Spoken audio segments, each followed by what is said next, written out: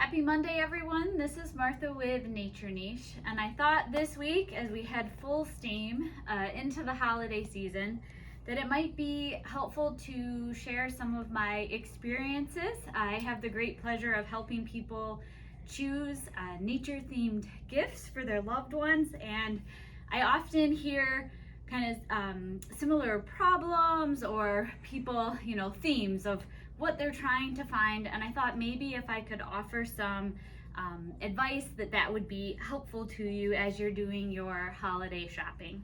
So if you have a nature lover in your life and you just are not sure where to start, I could say, well, I often, with my in-store customers, ask, well, what do they like to do? Do they like to hike outside? Do they like to watch wildlife from their backyard? Are they a gardener? Are they growing native plants? Kind of knowing those things can point you in a certain direction for selecting a gift. And then I also suggest thinking about what's a really great shared memory in nature, maybe something you did with them, or you've heard them tell the story of, I saw this really cool bird in my backyard, or I just got a feeder and I'm really enjoying that.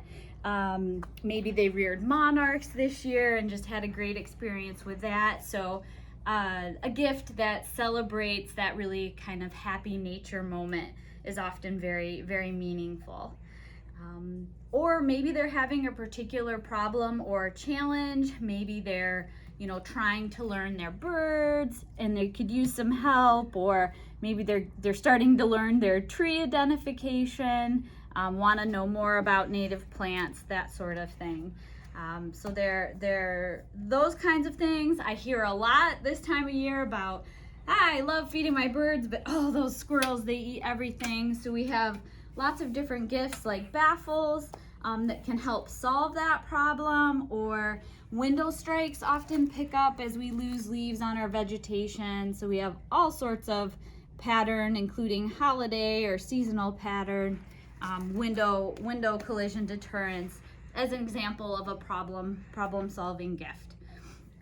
Another common problem we hear about are feeders being inundated with European starlings. So we have a whole line of barrier guard feeders that can help solve that common problem for folks when you're gift giving. It also is fun if you know what their favorite animal species is or plant species. A fun Christmas ornament if they're a fisherman or woman and love doing that sort of thing, or have a favorite bird. We have lots of fun jewelry if they have a favorite butterfly or other pollinator species. So it's always fun to help them express themselves and celebrate their particular nature passions. So another common request that we have, people come in and say, this family member or friend, I know they love wild bird feeding, but I have no idea what kind of feeders they have, what kind of bird seed that they use. And so for the holidays, we have a lot of fun. We bring in all sorts of Mr. Bird self-hanging holiday ornaments, or nature-themed seed-based ornaments, wreaths, including the Flaming Hot Feast wreaths, so if they're trying to feed their birds but not their squirrels. But these are all self-contained. They don't need any kind of feeder. They can hang them up in a tree shrub on a hook, off of a window hanger, something like that. So it makes it a really nice, easy gift to give. So another great thing you can do for those folks who love feeding their wild birds is get them a seed cylinder or seed log hanger. They tend to be fairly inexpensive. We do have some nicer recycled polywood ones at a higher price point, but they make winter bird feeding so easy. It's a great thing to add to any kind of setup. We have mess-free seed cylinders, or ones with fruit and black oil sunflower, and so lots of species like those. They tend to go more slowly than loose seed, and they make a great winter bird feeding gift, and it's easy to add to any setup or tree or something like that. I do recommend getting a sturdy cylinder holder and some sort of system or roof, weather guard, something like that to keep it dry and keep the snow off. But that's a really easy thing. Or you can go maybe something more for like the cute or unique that they likely don't already have. So something like this suet ball feeder. This one's very geometric, and you can use suet balls or these fun bird tweets that are seed balls that can be added in there. So again, another fun feeding option that everybody feeding wild birds might not already have. So a lot of folks who feed wild birds may not necessarily have a heated bird bath as well, and offering free water during those freezing months is really great. You will get even more bird species than will come to feeders. So that's also a really thoughtful gift for those wild bird feeding enthusiasts. And one last thought on the folks that love feeding wild birds: if you know what they have in their yard and enjoy watching, you could also get them a nest box if that particular species is a cavity nester. Will use nest box to help support those bird populations in their backyard. So we have all sorts of songbird, cavity nesting, bird houses, and even some woodpecker and wood duck and owl nest boxes as well. So another circumstance that we often come across are folks trying to help their gift recipient get into wild bird feeding. So just starting out, need to learn the basics and maybe start with a more basic feeder. I would just say, as kind of some good advice, make sure the person that you're giving this bird feeder to is willing to take responsibility and is physically capable of making sure that the bird feeder gets cleaned properly, and they have the mobility to be able to go out and refill. Just think about, especially in cold weather situations, if they're able to do that. But some of the very basic and easy to use feeders, we offer all different size hanging tray feeders, and you can accent them with a fun little seed ornament gift. We also have great aspects feeders where it's just lift the lid, there's no grabbing and twisting motion, with quick remove, easy quick clean bases that make taking the feeder apart for cleaning very easy. And then really great recycled plastic feeders, hopper feeders that the lid just comes up or tilts back so that they're super easy to fill. And these recycled plastic feeders are very easy to keep clean as well.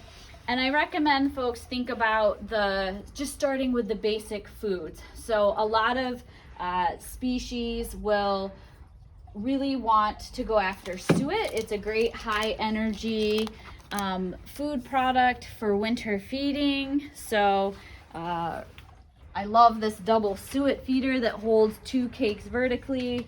This just tilts back to be able to fill it. So that makes a great starter feeder, especially for the winter.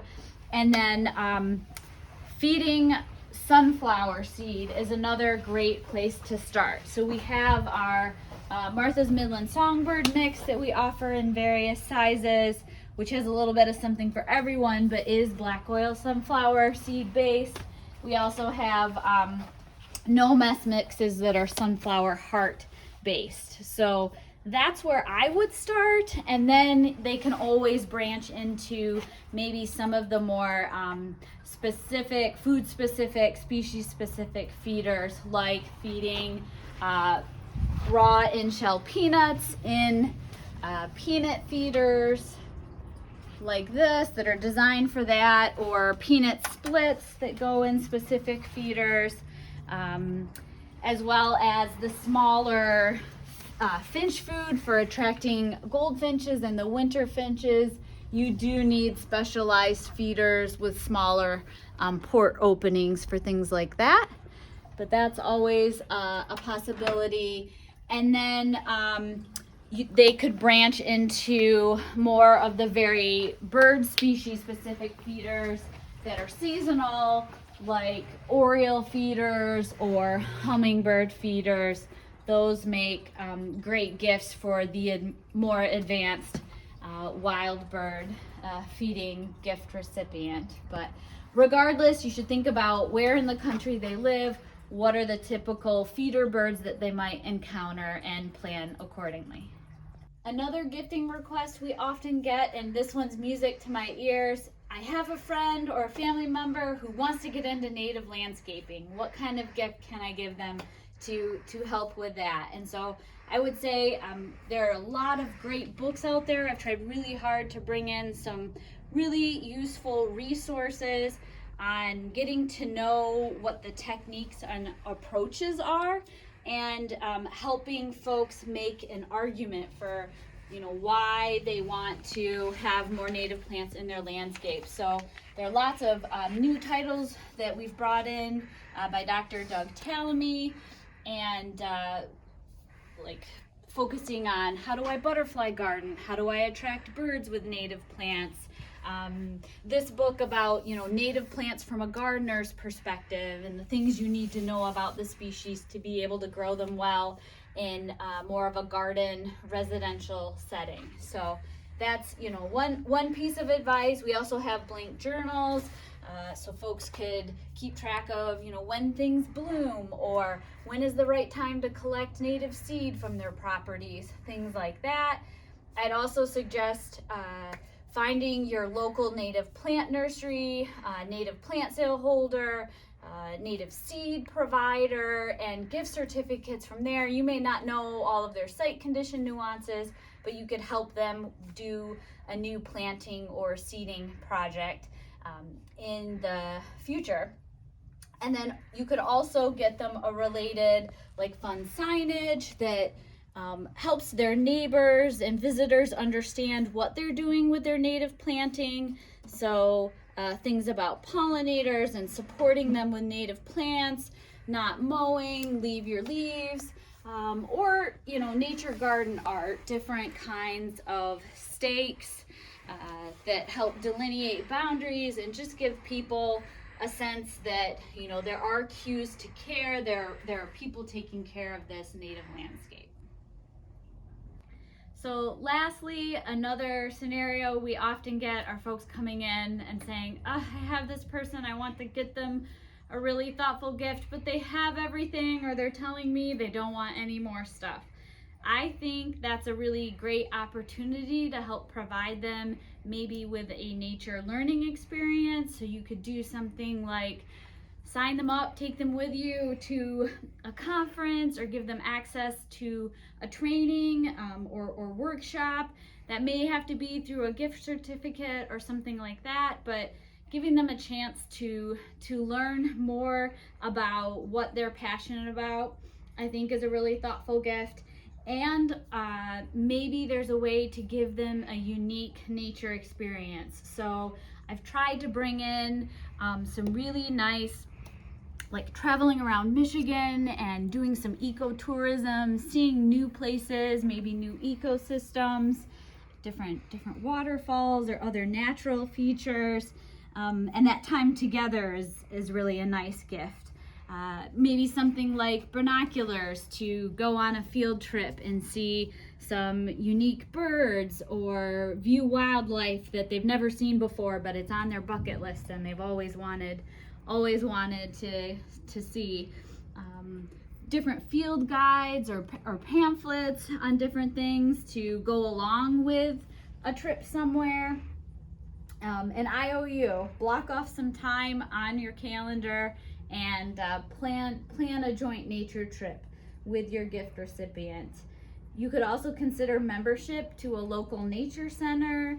You could adopt wildlife, there are Adopt a Wolf programs out there, adopt a tree in a local park or arboretum, or donate to a local land conservancy or other nonprofit that helps support natural areas that your gift recipient is passionate about. I hope these ideas help you give the gift of nature this holiday season. Take care and have a good week.